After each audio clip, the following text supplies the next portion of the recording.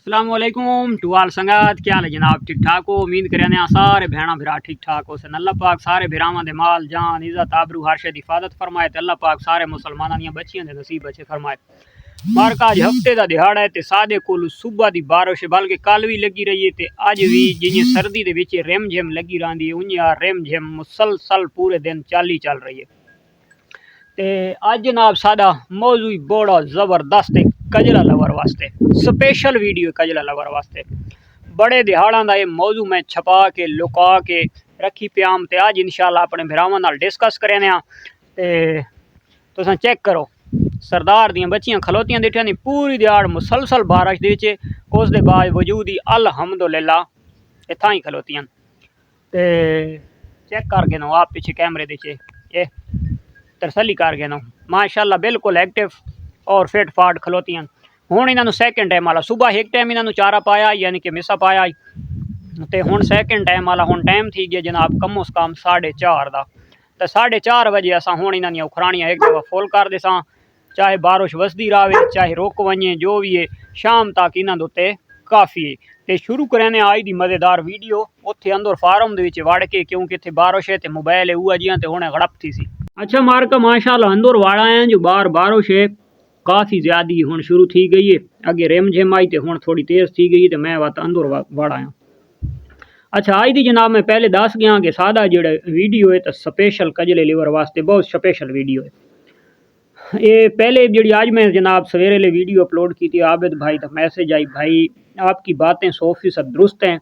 लेकिन बकरी की फार्मिंग भी बहुत कामयाब बिजनेस है। बिल्कुल कामयाब है, मैं कदा आखे कि कामयाब नहीं है,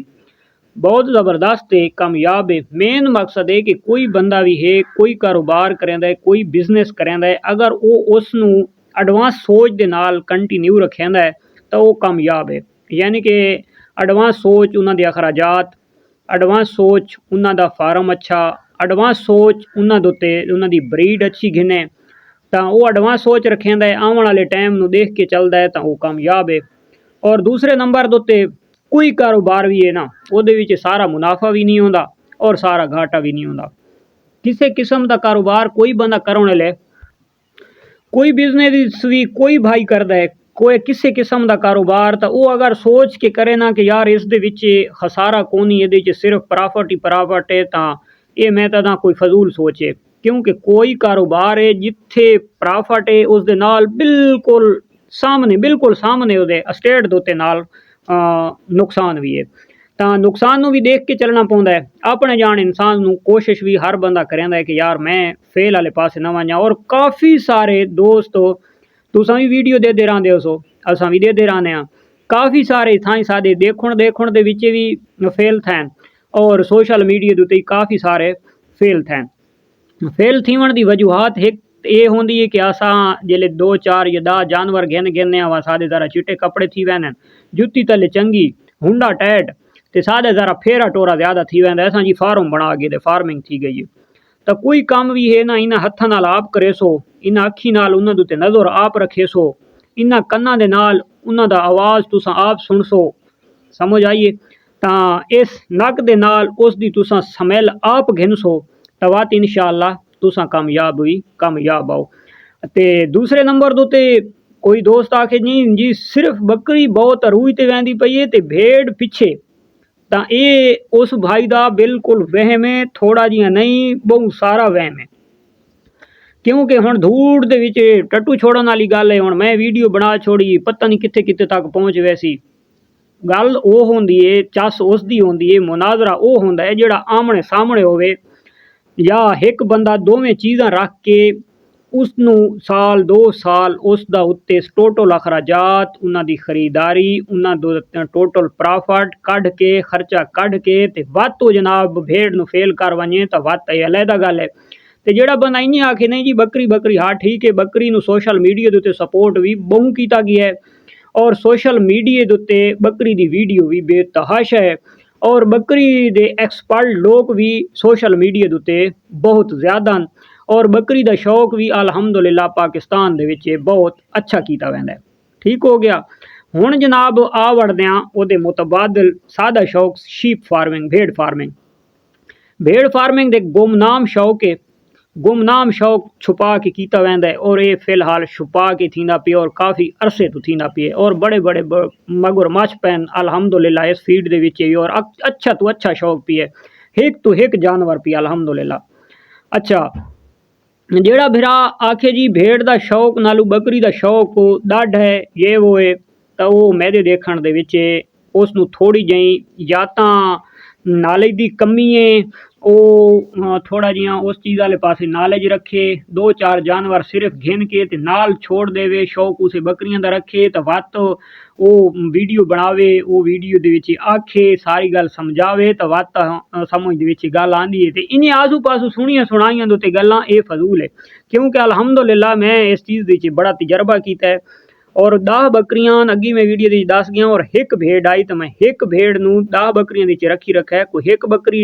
लेट क्रॉस थी विया दूसरी लेट क्रॉस थी विया तीसरी लेट थी विया हुण दा दियां दा कोई हिक्के घर दियां नहीं अलहदा अलहदा गिदी हुई हुण दे जानवरां दे विच भेड़ दे विच ही पाया वैंदा है बकरी दी पाया वैंदा है कोई गर्म जूं दा जानवर हुंदा जल्दी क्रॉस थी वैंदा है ये जेड़ा तां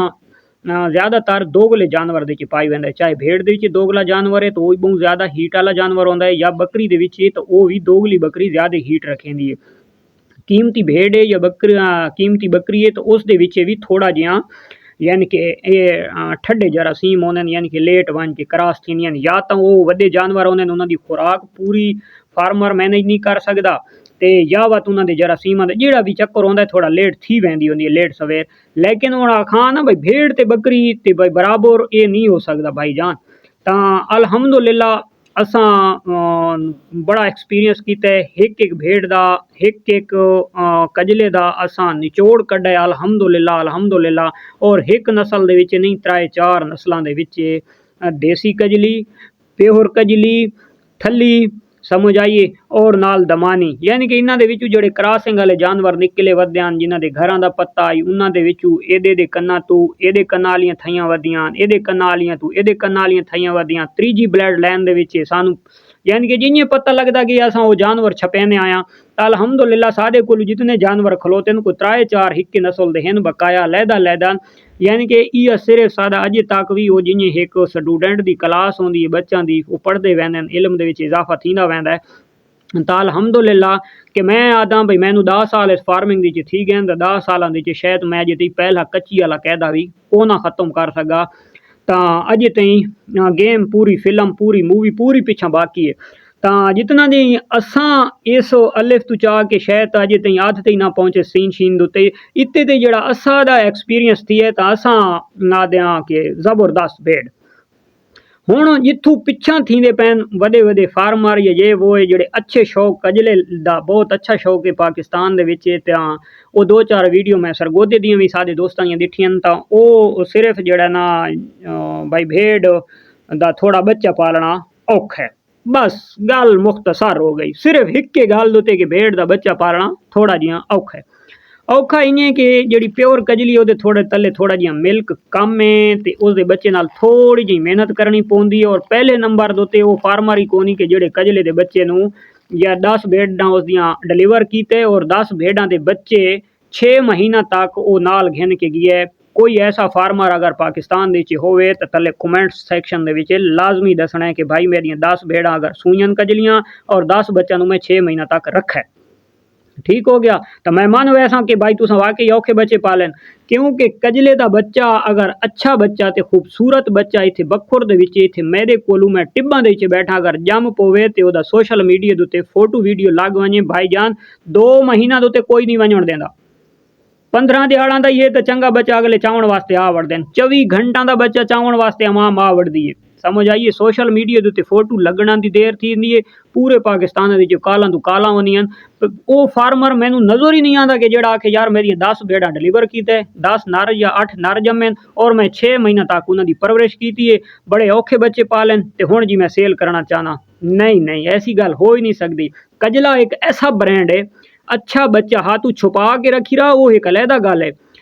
तेरे घर बच्चा जमा है ते वेचण की वीडियो ही नहीं लाई सिर्फ तैं एक स्टेटस लाया चा तो तेदे नंबर तेदा अगर उन्होंने कोल पहुँच गया है तो मैं प्या दा भाई तैनू अगर काम वाले बंदे दियां 10 कालां होसन तो 90 काल उस बच्चे नू परचेज करने वाले शौकीन हजरात दियो सी भाई जी बच्चा असां चाहने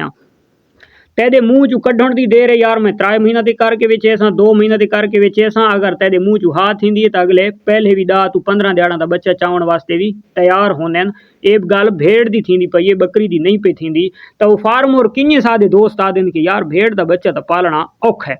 तेरे कोलू ओदी मां है, चाहे ओदा मिल्क कम भी है तो ओ पलेंदी तो पई है ना, बच्चा यानी कि एक्सपायर तो नहीं पे थींदा ना, कमज़ोर है वो तैं थोड़ी जी नाल खुराक दी आवनी है, कजले की खुराक जी थोड़ी थोड़ी नाल देती आसें ते बलैलो कुकड़ी वाला हिसाब है, इस तो वधना ही वधना है।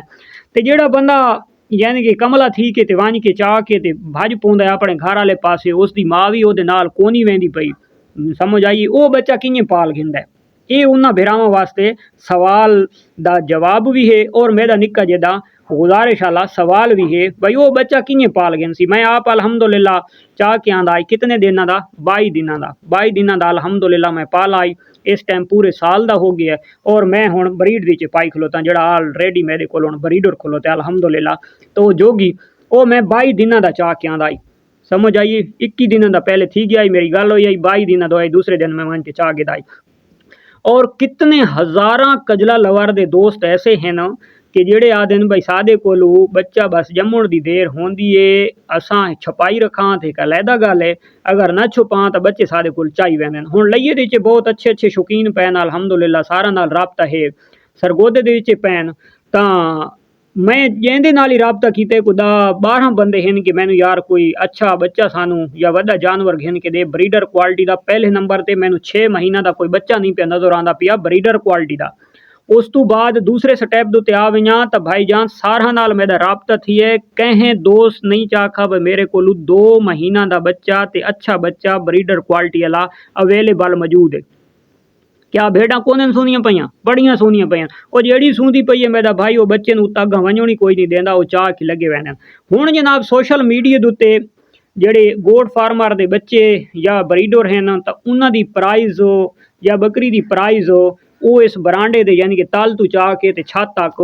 सोशल मीडिया दे उत्ते आखाई वैंदी है, नजराई वैंदी है, मंगी वैंदी है, डिमांड कीती वैंदी है। वल्ला बा खुदा वो सेल जानवर कितना दा सेल करेंदे वो उन्हां दे अपने पेट दे विच होंदी है, सानू तो नहीं पता ना, ये वो जानदे घिनण वाला या देवण वाला या विच सौदा करावण वाला या मेरा खुदा जानदा है। शो बड़ी उच्ची उच्ची ती कराई वेंदी है। कोई गोट फार्मर मेरी वीडियो सुनदा पे तो सच्चियां गल्लां इहदे उत्ते तुसां नाराजगी नहीं थीवना, अगर दिल आजारी थी तो मैं माजरत एडवांस चाहता पिया।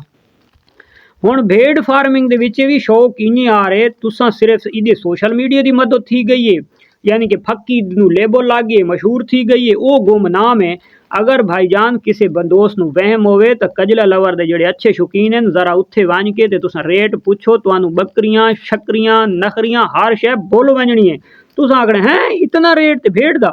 जी जी भाईजान जिन्हें सादी जेन दी चांदा है यार 12 लाख ते 13 लाख रुपए दी बकरी, इन्नी यार भाईजान तुसां वात आखना है भाई कितने लखां दी भेड़,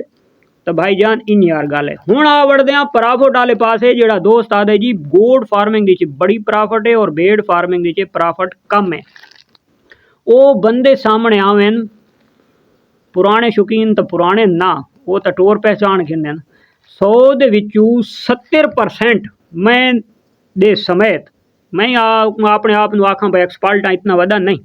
100 दे विचू 70% लोकां नूं पहचान ही नहीं थींदी बच्चे दी भाई बच्चा बड़ा हो के वड्डा थी के जवान थी के 2 दंद थी के बनसी केड़ी शय, समझ आइए कहनू पहचान ही नहीं थींदी, समझ आइए। और दूसरे नंबर दोते 3 महीना तक तुहाडी जितना दी बकरी होवे उतना दी तुसां भेड़ परचेज करो, उन्हां दुहां दा जनाब कच्छा अगर ब्रीड कट्ठी थी वने 5-4 दिनां दा उत्ते थल्ले फर्क हो वेंदा 10 दिनां दा। अगर वो कजला छोटा भी होवे तुसां मार्केट दे विच गिन वञो 3 महीने हिक्के उखरानी दे उत्ते हिक्के जहाज उत्ते बनो बराबर उन्हां नूं डाइट दिओ। 3 महीना बाद पहले नंबर दे उत्ते पहले तोल के तुसां बदने तुसां उन्हां दा वेट चेक करना है भाई वेट गेन केड़े ज्यादा कीती है, ठीक हो गया। बात मैनू मैसेज कर छुड़ाए कजला ज्यादा करेंदा है, भेड़ का कोई बच्चा है बकरी तू ज्यादा वेट करेंदा है। और दूसरे नंबर दे उत्ते 3 महीना दे विच तुसां जनाब यह चेक करेंदा रहना है 90 दिन बनदा है, 90 दिन नीचे जेड़ा बकरी दा बच्चा ही तुहाडा आखिर वाला कुजा काजा बचा रखे सी तो भेड़ दा बच्चा पिछू खा वैसी साफ कर वैसी वो तुसां सफाई तो भी बच्चे रासो। अच्छा तीसरे नंबर ते जिस टाइम मार्केट दी घेन वैसो तो इंशाअल्लाह जिले तुसा रेट सुन सो मेन मकसद है शइयां अगर शौक आलियां होइयां भावें बकरा होसी ते ओ ले लई अगर शौक आला होसी तो इंशाअल्लाह रेट दे तुसा खड़कार आप सुन गेन सो भाई बकरी वाला बच्चा केड़ा झंडा चाह के वहदा पिए ते पिछू भेड़ वाला केड़ा चाह के वहदा पिए समझ आ गई है। बकरे दे खरीदार अगर मंडी दे विच खूबसूरत जानवर दे विच 100 दे विच अगर 40 बंदा खरीदार होसी तो इंशाअल्लाह अच्छा जानवर कजले दा उसे मंडी दे विच उसे चौक दे विच उसे जगह दे उत्ते 100 दे विचों 60 बंदा खरीदार होसी। चंगी चीज़ मेन मकसद है कि मंडियां दे विच आवन कोई नहीं देंदा जेड़ी वजह दो तू जनाब गुमनाम थी पई है जो अगले सोशल मीडिया का दौर है बस व्हाट्सअप ते राब्ते थी वेंदे चंगा बच्चा जैसे घर जमे तो बारों बार निकल वेंदा है कोई चंगियां शइयां मंडी दे वंजन तो जनाब कैनू पता लगे कि यार हाय हाय इतना दा सेल थी है तो इतना दा सेल थी है। इन्हें गल्लां नहीं कीतियां वैंदियां कि यार हर चीज़ का एक टाइम होंदा है टाइम बड़ा रही है पहले पहले भेड़ दुते आई गरुक थी गया रह गया वात बकरी का बहुत बड़ा ट्रेंड चला हुण असल जी समझण की गल है तो वह समझण की असल जी मेन गल है कि वह है महंगाई।